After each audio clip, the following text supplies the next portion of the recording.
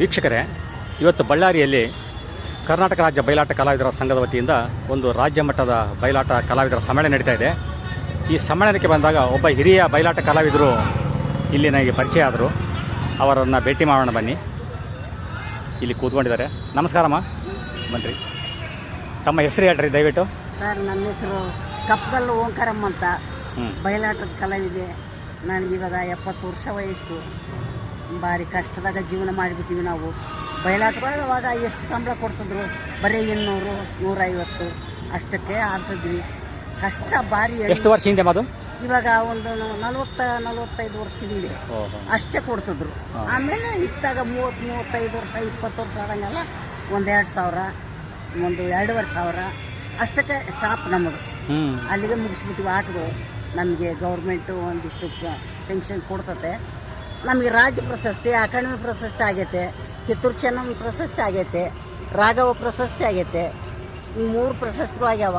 5-6 ವರ್ಷ ಆಯಿತು ನಾವು ರಾಜ್ಯ ಪ್ರಶಸ್ತಿಗೆ ಅರ್ಜಿ ಹಾಕ್ತಾನೇ ಇದ್ದೀನಿ. ಯಾರು ನಮ್ಮನ್ನು ಕೇರ್ ಮಾಡೋಂಗಿಲ್ಲ.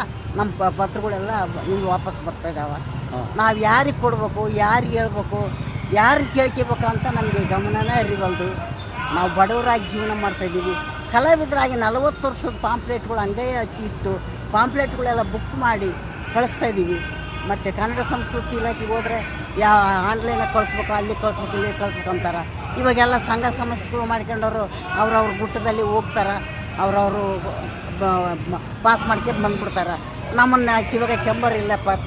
ನಮ್ಮನ್ನೊಂದಿಷ್ಟು ತೆರೆಸಿ ಈ ಬಳ್ಳಾರಿ ಜಿಲ್ಲೆದಾಗ ಒಂದು 4 ವರ್ಷ ಆಯಿತು ಒಬ್ಬರಿಗೆ ರಾಜ್ಯ ಪ್ರಶಸ್ತಿ ಇಲ್ಲ. ನಮ್ಮಂಥ ಹಿರಿಯರು ಭಾಳ ಮಂದಿ 70-80 ವರ್ಷದ ಇದ್ದಾರೆ ನಮ್ಮ ಬಳ್ಳಾರಿ ಜಿಲ್ಲೆದಾಗ. ಮೇಷ್ಟ್ರುಗಳು, ಹೆಣ್ಮಕ್ಳು ಎಲ್ಲರೂ. ಆದರೆ ಯಾರಿಗೆ ಒಬ್ಬರಿಗೆಲ್ಲ ವಾಲ್ಮೀಕಿ ಪ್ರಶಸ್ತಿ ಅಂತ ಕೊಡ್ತಾರೆ, ಅದೊಂದೇ ಕೊಡ್ತಾರೆ. ಮತ್ತು ರಾಜ್ಯ ಪ್ರಶಸ್ತಿ ಇಲ್ಲ. ನಮ್ಮ ಬಳ್ಳಾರಿ ಜಿಲ್ಲೆದಾಗ ರಾಜ್ಯ ಪ್ರಶಸ್ತಿ ಕೊಟ್ಟಿಲ್ಲ. ಅದಕ್ಕೆ ದಯಮಾಡಿ ಬಳ್ಳಾರಿ ಜಿಲ್ಲೆಗೆ ರಾಜ್ಯ ಪ್ರಶಸ್ತಿ ಕೊಟ್ಟು ನಮ್ಮನ್ನು ಉದ್ಧಾರ ಮಾಡ್ಬೇಕಂತ ಬೇಡಿಕೊಂತೀನಿ. ಅಮ್ಮ, ಇವತ್ತಿನ ಬಯಲಾಟಗಳಲ್ಲಿ ದಕ್ಷಿಣಾದಿ ಹಾಡುಗಳಿಗಿಂತ ಹೆಚ್ಚಾಗಿ ಇವತ್ತು ಸಿನಿಮಾ ಹಾಡುಗಳನ್ನೇ ಜನ ಹೆಚ್ಚು ಬಯಸ್ತಾ ಇದ್ದಾರೆ. ಅದ್ರ ಬಗ್ಗೆ ತಮ್ಮ ಅಭಿಪ್ರಾಯ ಏನು? ಸರ್, ಇವಾಗ ಇಂದಲೂ ದಕ್ಷಿಣಾದಿ ಹಾಡುಗಳೇ ಇಲ್ಲ. ಇವಾಗೆಲ್ಲ ಸಿನಿಮಾ ಹಾಡುಗಳೇ ಆಡ್ತಾ ಇದ್ದಾರೆ. ಯಾರು ಮೇಷ್ಟ್ರುಗಳು ಹೇಳಂಗಿಲ್ಲ. ಅವ್ರು ಆಡೋರು ಕೇಳ್ತಾರೆ, ನಮ್ಗೆ ಎಂಥ ಆಡಬೇಕು, ನಮ್ಗೆ ಇಂಥ ಆಡ್ಬೇಕಂತ. ಹೆಣ್ಮಕ್ಳು ಅಂತ ಅಣ್ಣ ಆಡ್ತಾರೆ. ಇವಾಗ ಅದನ್ನು ಸಿನಿಮಾ ಪದಗಳು ತರದಂಗೆ ಅದಕ್ಕೆ ಸಮಾಪ್ತಿ. ಬಯಲಾಟಕ್ಕೆ ಒಂದು ಶಿಸ್ತು ಮಾಡಿ ಈ ಬಯಲಾಟದಾಗ ಆಡೋ ಪದಗಳೇ ಕ್ರಮ ಪದ್ಧತಿ ಸರಿಯಾಗಿ ಆಡ್ಬೇಕಂತಂದೇಳಿ ಗೌರ್ಮೆಂಟ್ ಒಂದು ಮಾತು ಆಜ್ಞೆ ಕೊಡ್ಬೇಕಂತ ಕೇಳ್ಕೊಂತೀನಿ. ಒಂದು ದಕ್ಷಿಣಾದಿ ಹಾಡು ಹೇಳ್ತೀರಮ್ಮ, ಹೆಂಗಿತ್ತು ಅಂತ ಕೇಳೋಣ. ಹೇಳ್ತೀನಿ ಸರ್, ಹೇಳಮ್ಮ ದಯವಿಟ್ಟು. ಸುಭದ್ರೆ ಶಶಿರೇಖೆ ಭರಣಿಯಲ್ಲಿ ಬಲರಾಮಂತಗ, ಶಶಿರೇಖೆ ಭರಣಿಯಲ್ಲಿ ಬಲರಾಮಂತಗ ಆತ ಮನೆ ಬಿಟ್ಟು ಕೈ ಹಿಡಿದು ಎಳೆದಾಗ್ತಾನೆ ತಂಗಿನ. ಅವನು ಅರ್ಜುನ್ ಮಗಳು ಕೊಡಕಲ್ಲಂತ. ಅವಾಗಿಂದ ಒಂದು ಹಾಡು ಹೇಳ್ತೀನಿ ಸರ್.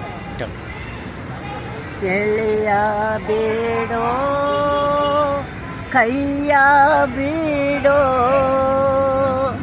ಬಲರಾಮ ನಿನ್ನರ ಮನೆ ಬಿಟ್ಟು ಗುವೇನೋ.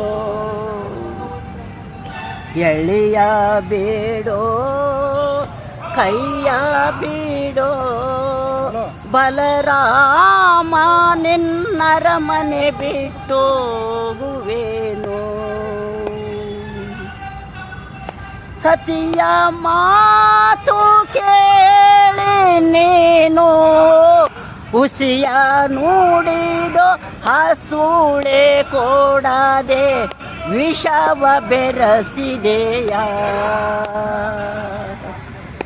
ಎಳೆಯ ಬೇಡೋ ಕೈಯ ಬೀಡೋ ಬಲರಾಮ ನಿನ್ನರ ಮನೆ ಬಿಟ್ಟು ಗುವೇನೋ. ಕನಸಿನೊಳಗೆ ತವರ ಮನೆಯ ನೆನಸದಂತೆ ಮಾಡಿದೀಯ. ಕಸಿ ಬಿಸಿ ನೋಡದೆ ನೂಕಿಸಿದೆಯ. ಹಸುಳೆ ಕೊಡದೆ ಹುಸಿಯ ನಾಡಿ ವಿಷವ ಬೆರಸಿದೆಯ. ಭಾಳ ಚೆನ್ನಾಗಿ ಆಡಿದ್ರಮ್ಮ. ನೋಡಿ ಎಂಥ ಸಂಗೀತ, ಎಷ್ಟು ಪ್ರಾಸಬದ್ಧವಾಗಿ ಸಾಹಿತ್ಯ ಆಗಿನ ಕಾಲದವ್ರು ಬರ್ತಾರೆ. ಈ ಹಾಡುಗಳನ್ನ ಯಾರು ಬರೆದ್ರು, ಯಾರು ದಾಟಿ ಹಾಕಿದ್ರು? ಇವಾಗ ಯಾರು ಹಾಡಂಗಿದ್ವು? ಅಲ್ಲಮ್ಮ, ಯಾರು ದಾಟಿ ಹಾಕಿದ್ದೆ ಯಾರು, ಬರೆದಿದ್ದೆ ಯಾರು, ಹೆಸರು ಗೊತ್ತಿದ್ಯಾ? ಕವಿಗಳ ಹೆಸರು ಯಾರಿಗೂ ಗೊತ್ತಿಲ್ಲ. ಇಲ್ಲ, ಯಾರಿಗೂ ಗೊತ್ತಿಲ್ಲ. ಇಂಥ ಅಜ್ಞಾತ ಕವಿಗಳು ಬಂದು ಹೋಗಿದ್ದಾರೆ. ಭಾಳ ಒಳ್ಳೆಯ ಹಾಡು ಹಾಡಿದ್ರಮ್ಮ, ಧನ್ಯವಾದಗಳು. ತಾವೇ ಕೂಡ ಮುಂದಿನ ದಿನಗಳಲ್ಲಿ ಒಳ್ಳೊಳ್ಳೆ ಪ್ರಶಸ್ತಿಗಳು ಸಿಗಲಿ ಸರ್ಕಾರದಿಂದ ಅಂತ ನಾವು ಬೇಡಿಕೊಡ್ತೇವೆ. ನಮಸ್ಕಾರ.